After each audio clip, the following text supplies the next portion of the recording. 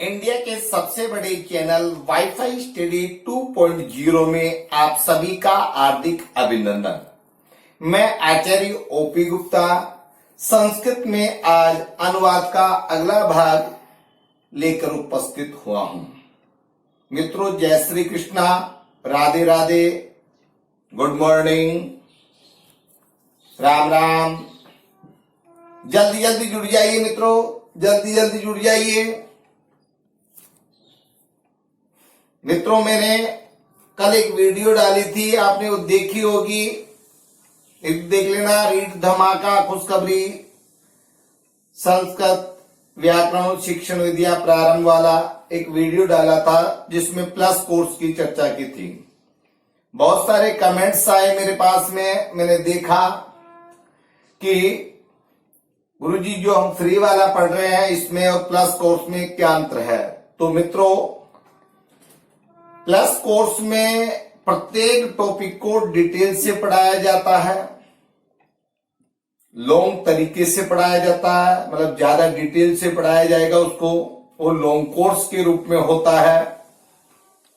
और topic to topic होता है, प्रत्येक टॉपिक का टेस्ट लिया जाता है, डाउट क्लियर किए जाते हैं, क्विज होती है, पीडीएफ मिलता है, पीडीएफ नोट्स मिलते हैं, ऑब्जेक्टिव क्वेश्चन का एक संग्रह मिलता है आपको। तो अनेक प्रकार के फायदे हैं। इसके साथ में उसमें संपूर्ण सिलेबस होता है आपका। जो आपका सिलेबस है रीड का, वो पॉइंट टू पॉइंट, यानी कि एक एक पॉइंट लिख का सिलेबस में वह क्लियर होता है, वो भी डिटेल के साथ में। अर्थात रीट में आपको 90% से 90% से अधिक अंक यदि आपको प्राप्त करने हैं, क्योंकि जब तक 90% से अधिक अंक आपके पास में नहीं होंगे, 90% प्लस का टारगेट नहीं रखोगे, तो आपका थर्ड ग्रेड जो भर्ती परीक्षा है उसमें मेरिट बनना थोड़ा सा कठिन हो जाता। तो यह है फर्क। क्योंकि मित्रों, आज आप ऑफलाइन कोचिंग करते हो तो आप ये मान के चलिए करीब 15 से 20 हजार तो कोचिंग वाले ले लेते हैं, और जब उसमें 6 महीने रहते हो तो 50-60 हजार रुपए वैसे खर्च हो जाते हैं, पीजी आदि का, खाना पीने का। तो कुल मिला के एक कोर्स लगभग करीब आपका 70-80 हजार का पड़ जाता है। अब आप सोचिए 70-80 हजार में भी एक भीड़ होती है जो 400-500 स्टूडेंट बैठा करके पढ़ाया जाता है, जिसमें कोई पता नहीं रहता किसको समझ में आ रहा किसको नहीं आ रहा। यहाँ पे इंडिविजुअल इंटरेक्शन, आप अपने मोबाइल में, लैपटॉप पे, जो भी आपका साधन है उससे आप हमारे से व्यक्तिगत रूप से जुड़े हुए रहते हो। और पूरे इंडिया की जो टॉप फैकल्टी मेंबर्स है वो आपको पढ़ा रहे हैं, यहाँ पे संपूर्ण कोर्स करा रहे हैं, वो भी मात्र कितने रुपए में, आप ये सोचिए है। यदि 6 महीने का आप लेते हो तो मात्र 4320 रुपए में, और 12 महीने का लेते हो 5400 रुपए में। आप सोचिए, इतना सस्ता कोर्स, इतनी अच्छी जो इंडिया की टॉप फैकल्टी मेंबर्स है, चुन चुन करके एक इकट्ठा किया गया है, आपको वो पढ़ाई जा रही है। वो किसी संस्थान में ऑफलाइन में उपलब्ध नहीं होती। तो आप अभी 4000-5000 को इंपोर्टेंस न देवे, क्योंकि घर पे बैठकर लॉकडाउन के कारण, जो कोरोना वायरस के कारण लॉकडाउन हो रहा है, यह अभी खत्म नहीं होने वाला है। ये मित्रों, ये अभी केवल जो प्रधानमंत्री जी है वो आपको एक टुकड़ों में दे रहे हैं, ताकि एक बार आपके दिमाग में कोई गलत फहमी नहीं बैठे कि ये कितनी भयानक बीमारी है। इसलिए आपको 15-15, 20-20 दिन का एक लॉकडाउन दे रहे हैं। और विशेषकर कोचिंग संस्थान, जहां तक की बात हो रही है ऑफलाइन कोचिंग संस्थानों की, तो आप दिमाग से निकाल दीजिए, क्योंकि जो भीड़ आती है उनमें, उन भीड़ के लिए प्रधानमंत्री जी कभी भी है आदेश नहीं देंगे, कभी भी इजाजत नहीं देंगे कि एक साथ 400-500 स्टूडेंट वैसे हजारों में पढ़े। तो मेरे हिसाब से अगर आपके पास में है, शिक्षा मंत्री जी ने ये क्लियर कर दिया, अच्छी तरीके से क्लियर कर दिया है कि तय समय पर ही रीट की एग्जाम होगी, और फर्स्ट ग्रेड की भी दे दी है। इसलिए जो फर्स्ट ग्रेड व्याख्याता के स्टूडेंट है वो भी अभी से जुड़ जाए। ध्यान रखो मित्रों, आजकल ऑफलाइन क्लासेज जो लॉकडाउन के कारण है, उनका क्लासेज अभी चालू नहीं होगी, और जब होगी जब आपके पास में इतना समय नहीं होगा। इसलिए जल्दी से जल्दी आप जुड़ जाइए। पैसों को इंपोर्टेंस नहीं दे, आपसे कोई इतना पैसा नहीं ले रहे कि हम 40,000, 50,000, 60,000 रुपए नहीं मांग रहे हैं। जब ऑफलाइन क्लासेज करते हो तो आपका चार्जेस इतना बैठ जाता, खाना पीना रहना सहित, ठीक है। तो मित्रों, 4,000, 5,000 को मत दो, केवल अपने भविष्य को करने के लिए देवे। और मैंने वह वीडियो डाली है, ओपी सर 10 डाल करके आपको 10% का डिस्काउंट और मिल जाएगा। ओपी सर 10 ध्यान रखिए, बार बार मैं अलग अलग मोटिवेशन लेक्चर्स डालता रहूंगा, आपके लिए स्पेशल क्लासेस डालते रहूंगा, उसमें कि कैसे तैयारी क्या करनी है। ओपी सर 10 ध्यान रखिए, ओपी सर 10 रेफरल कोड है, दे रखा मैंने। इस रेफरल कोड को करते ही आपको 10% का डिस्काउंट मिल जाएगा, यानी कि 6 महीने वाला कोर्स आपके पास में 6 महीने वाला कोर्स 4320 रुपए के लगभग पड़ेगा, और 12 महीने वाला कोर्स है वो मात्र 2400 रुपए के लगभग पड़ेगा, 5400 मित्रों। तो अपने भविष्य के लिए 4000 5000 को इंपोर्टेंस न देवे और जल्दी से जल्दी आप ज्वाइन करें, क्योंकि उसका और जो फ्री वाला कोर्स चल रहा है उसमें अंतर रहेगा। वहां पे प्रत्येक टॉपिक को डिटेल से करवाया जाएगा, यहां पे इतना डिटेल से नहीं।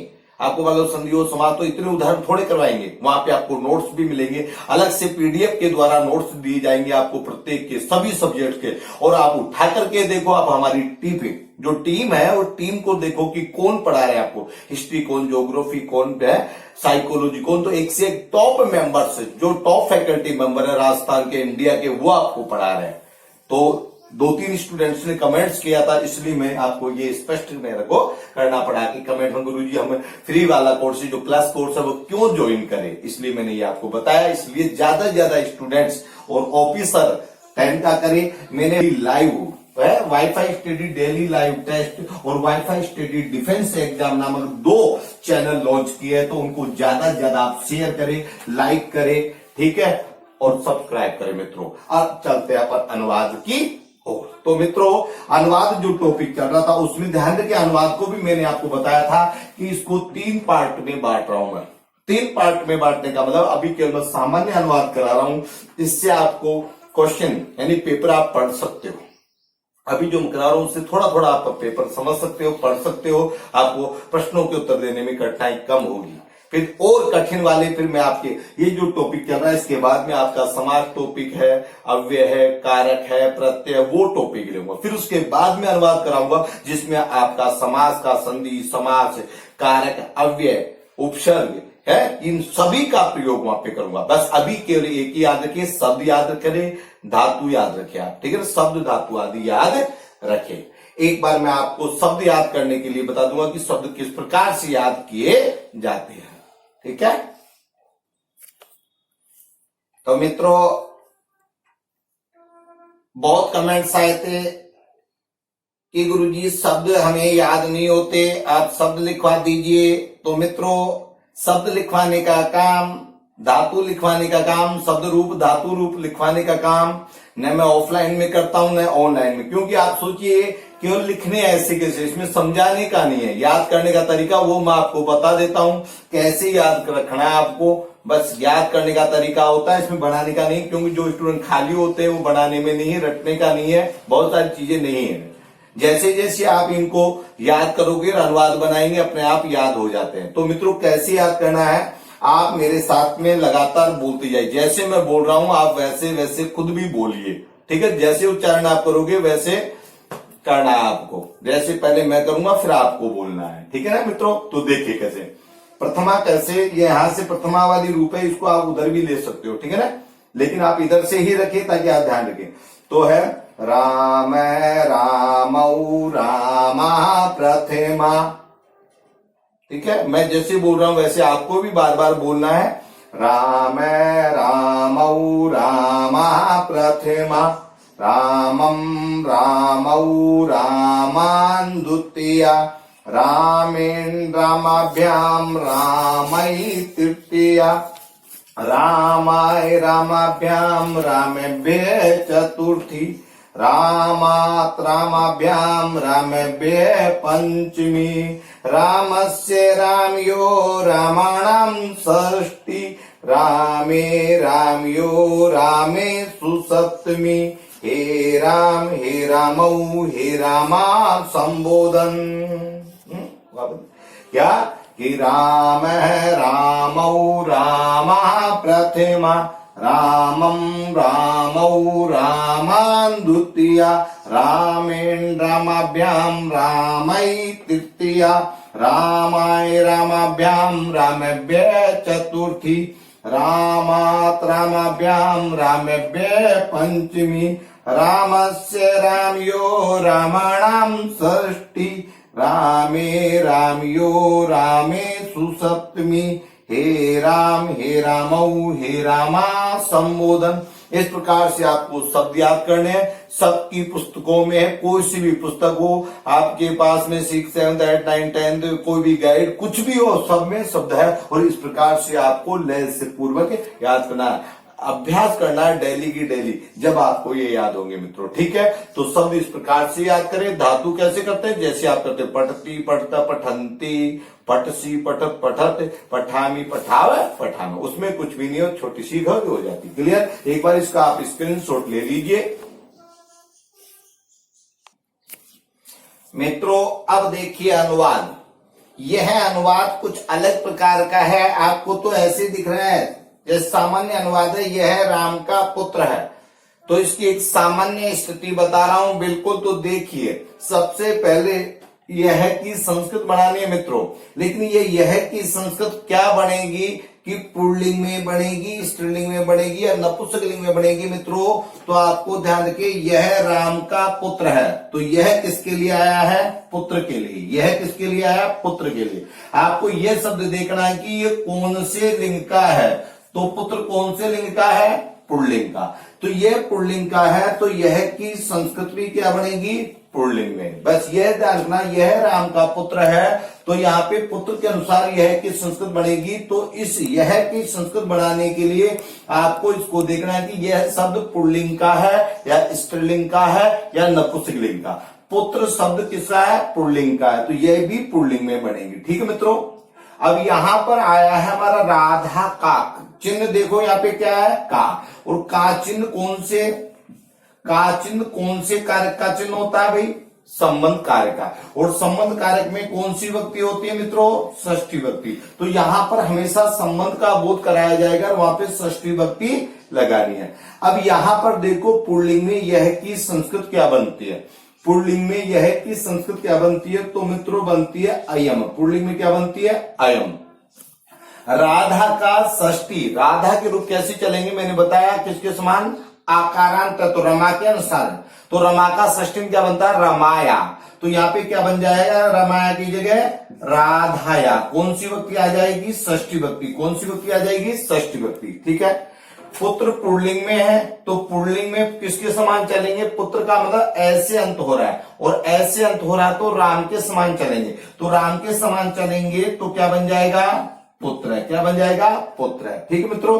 अब आती है के लिए क्या आता है के लिए संस्कृत क्या बनती है, अस्ति। है के लिए संस्कृत क्या बनती है, अस्ति मित्रों। ठीक है। तो अयम राधाया पुत्र अस्ति, यह इसकी संस्कृत बनी। लेकिन अपने स्तर पर जो पेपर आएगा रीट का है, उसके स्तर पे REET, CTET, MPTET, UPTET, first grade, second grade कैसा भी हो, तो यहां पर एक संधि कार्य हो गया यहाँ पे। तो इसका जो अनुवाद बनेगा, संस्कृत बनेगी, वो बनेगी अयम राधाया। जल्दी जल्दी बताइए कि पुत्र प्लस अस्ति, पुत्र प्लस अस्ति को मैं जोड़ूं तो कौन सा क्या रूप बन जाएगा, जल्दी जल्दी बताइए। पुत्रो अस्ति क्या बन जाएगा यहाँ पे मित्रों, पुत्रो अस्ति रूप बन जाएगा। ठीक है मित्रों। अब ये कैसे बना, एक बार आपको याद दिला देता हूं। यहाँ पे देखो विसर्ग लग रहा है, विसर्ग लग रहा है, तो आपको विसर्ग संधि में जाना पड़ेगा। अब विसर्ग संधि में देखो, विसर्ग से पहले एर, बाद में ए आ जाए। कौन सा नियम प्रयुक्त हो रहा है, इधर देखो, विसर्ग से पहले एर, बाद में ए आ जाए। विसर्ग से पहले एर, बाद में ए आ जाए, तो वहां पर क्या हो जाता है मित्रों, विसर्ग से पहले ए।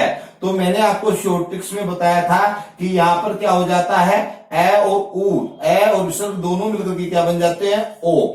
और ए के स्थान पे क्या हो जाता है, अवग्रह चिन्ह हो जाता है। ठीक है। और ये कौन सी संधि में बताया था मैंने, उत्त संधि में। कौन सी संधि में बताया था, उत्त विसर्ग संधि में। ध्यान रखो, जिन स्टूडेंट्स ने अभी संधि की वीडियो नहीं देखी है, वह स्टूडेंट वीडियो देखेगा जब ही पता चलेगा। तो विसर्ग से पहले एर, बाद में ए आ गया, इसलिए ए विसर्ग को तो क्या बता दिया मैंने, ओ। ये शॉर्ट ट्रिक से बता रहा हूं।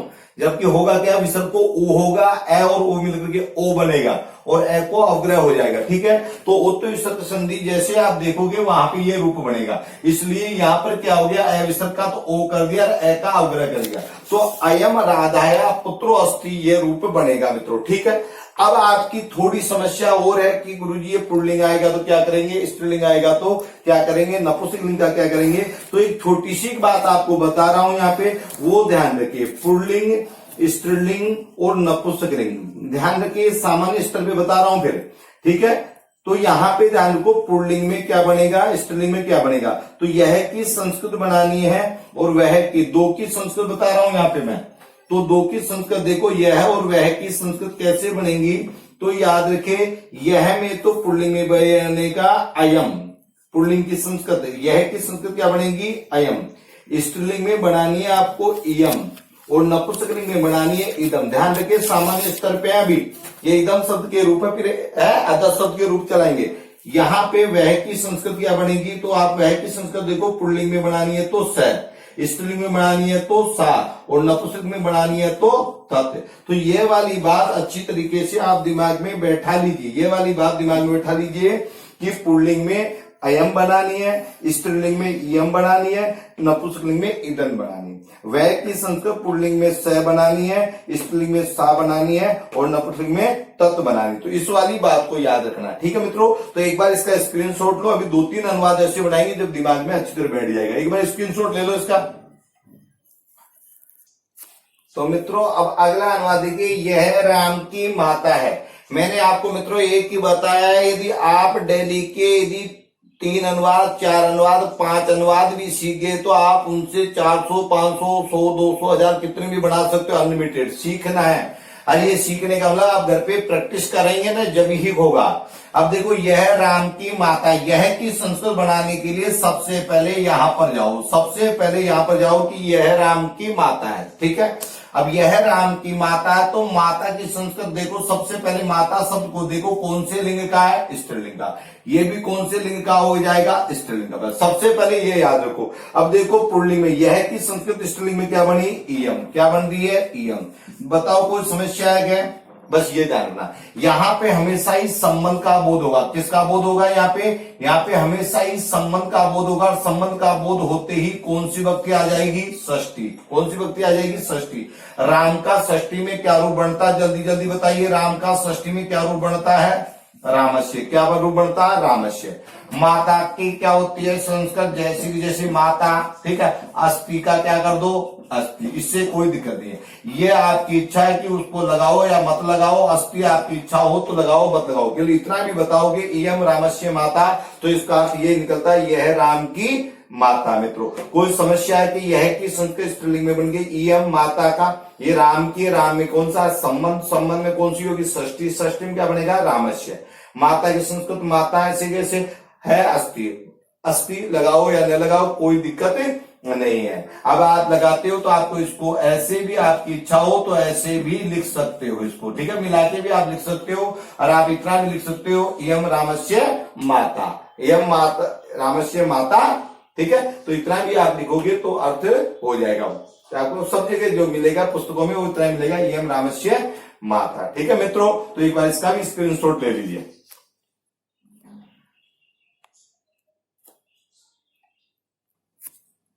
ठीक है मित्रों, अगला अनुवाद है, वह कमल का फूल है। मित्रों एक ही बात ध्यान रखनी है, अभी केवल इनका ही प्रयोग करना। जब ये प्रयोग सीख जाओगे तो और इनके प्रयोग बताएंगे, अदर शब्द आदि, ठीक है ना, अंदर के और रहेगी। अभी सामान्य वाले में देखो, तो वह कमल का फूल है, तो वह की संस्कृत बनाने के लिए सबसे पहले ऐसे ध्यान को, अपनी कॉपी में भी ऐसे एरो करा करो। फूल शब्द देखो कौन से लिंग का है, जल्दी जल्दी बताइए। फूल शब्द कौन से लिंग का है, नपुंसकलिंग का। तो वह की संस्कृत भी कैसे बनानी है, नपुंसकलिंग में। अब देखो वह की संस्कृत क्या है नपुंसकलिंग में, देखो तत्। तो वह की संस्कृत बनाने के लिए क्या करना है आपको, तत्, ठीक है। कमल से आप फिक्स हमेशा के लिए कर लो, ये हमेशा ही कौन सा होगा, संबंध होगा। और संबंध में हमेशा ही कौन सी विभक्ति लगानी है, षष्ठी विभक्ति लगानी है, फिक्स कर लो। कमलस्य, कमलस्य के रूप कैसे चलेंगे, कमल नपुंसकलिंग का तो फल के समान चलेंगे, फलस्य। तो क्या हो जाएगा, कमलस्य। फलस्य बनता है तो क्या बन जाएगा, कमलस्य बन जाएगा, ठीक मित्रों। अब फूल को संस्कृत में क्या बोलते हैं, पुष्प। क्या बोलते हैं, पुष्प। लेकिन नपुंसकलिंग का नहीं है तो क्या लिखेंगे, पुष्पम। क्या लिखेंगे, पुष्पम, ठीक है कि संस्कृत क्या लिखेंगे, अस्थि। है कि संस्कृत क्या लिखेंगे मित्रों, अस्थि।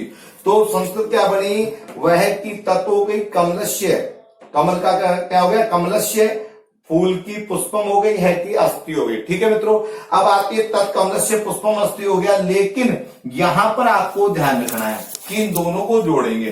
तो इन दोनों को जोड़ने के लिए क्या करेंगे, इधर देखो, जब मैं के बाद में व्यंजन आ जाए तो मैंने क्या बताया, अनुस्वार हो जाता, लेकिन मैं के बाद में क्या आ जाए, कुछ स्वर आ जाए, मैं के बाद में क्या आ जाए, कुछ स्वर आ जाएंगे, तो जो भी स्वर आएगा वो इसमें जुड़ जाएगा। ठीक है, तो मैं में क्या जुड़ जाएगा, तो इसको कैसे लिखना आपको, पुष्पम मैं मिला दो, क्या लिखोगे, पुष्पम अस्थि। ठीक है मित्रों, तो ध्यान ये रखना है आपको कि तत्कमलस्य पुष्पम अस्थि, अपना अनुवाद क्या करना, तत्कमलस्य पुष्पम अस्थि करना, वो नहीं करना ये वाला। ठीक है ना, ये करना है, क्योंकि वो तो निम्न स्तर का हो जाएगा, तो पेपर में अपन को ये मिलेगा, तत्कमलस्य पुष्पम अस्थि, वह कमल का फूल है। मित्रों समझ में आ गया होगा सबके मेरे हिसाब से, कोई समस्या आ गया, एक बार इसका भी स्क्रीनशॉट ले लीजिए आप।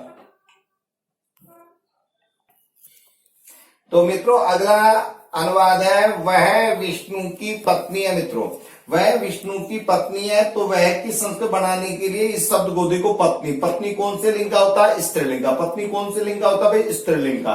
ठीक है, तो वह भी कैसा होगा, स्त्रीलिंग का। वह में देखो स्त्रीलिंग में क्या रूप बनता है, स्त्रीलिंग वाला देखो आप, तो क्या रूप बना, सा, क्या बना, तो वह की संस्कृत क्या बनानी है, सा। विष्णु की ये संबंध का है, संबंध में कौन सी व्यक्ति आती है, षष्ठी व्यक्ति आती है, तो क्या बन गया, षष्ठी में क्या बन जाएगा, विष्णु रूप। पत्नी को क्या बोलते हैं संस्कृत में, भार्या। पत्नी को क्या बोलते हैं मित्रों, भार्या। है का संस्कृत अस्थि, सा विष्णु भार्या। बस इतना बोल दोगे तो भी काम हो जाएगा, पेपर में इतना ही आता, सा विष्णु भार्या, वह विष्णु की पत्नी। तो ध्यान रखना है, स्त्रीलिंग है तो ये भी स्त्रीलिंग हो जाएगा। ठीक है, अस्थि के लिए आप ये आपकी इच्छा, लगाओ मत लगाओ कोई दिक्कत नहीं है। तो मित्रों मेरे हिसाब से कोई दिक्कत नहीं, बस इस वाले ये अनुवाद बताने के लिए आपको ये वाली बात याद रखनी है मित्रों। ठीक है, तो एक बार इसका भी आप स्क्रीनशॉट ले लीजिए। ठीक है, अब आप ध्यान रखिए, केवल शब्द और धातु आप याद करके आवे, और ओपी सर 10 लगा करके, ध्यान को बार बार एक ही चीज बोल रहा हूं, तुरंत किसी प्रकार की समस्या हो आप मेरे को तुरंत संपर्क करें, ओपी सर 10 लगा करके रेफरल कोड मांगे और वहां पे कोर्स को ज्वाइन करें। ठीक है मित्रों, इसी के साथ में जयतु संस्कृतम जयतु भारतम, आपका दिन शुभ हो।